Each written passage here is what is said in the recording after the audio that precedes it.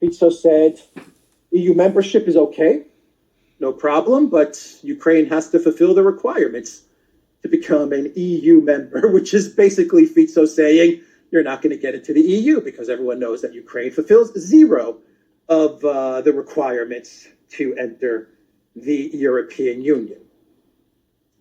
If you go by the stated requirements from the European Union, financial, judicial, human rights, economic, fiscal, Ukraine fulfills none of those requirements, but we all know that there really is only one requirement at this moment in time to enter the European Union, and that requirement is, do you hate Russia and are you willing to start a conflict with Russia? If you fulfill that requirement, then you can get into the European Union. But look, yeah, Fico basically said you're not getting into the EU either. That was basically the message from Fico before he meets with the Prime Minister of Ukraine.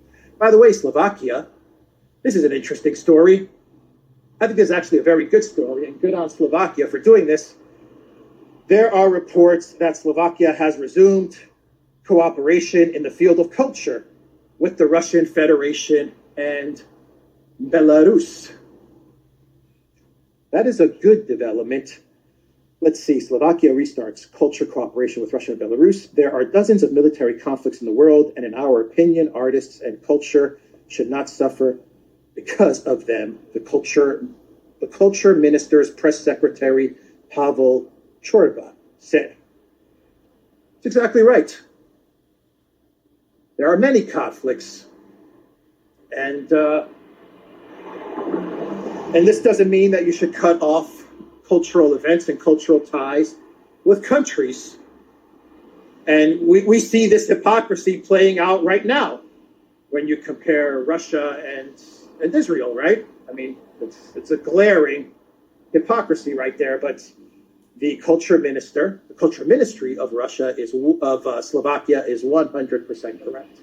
It's time to reopen the cultural ties and cultural cooperations between all of the countries of Europe and Russia. So that was a good development via Slovakia. And they should open up the flights as well. All the flights should be open as well. Who is Ursula von der Crazy to decide what countries can travel to sovereign EU nations? Ursula decides the airspace of EU member states. That's nonsense. That is absolute nonsense.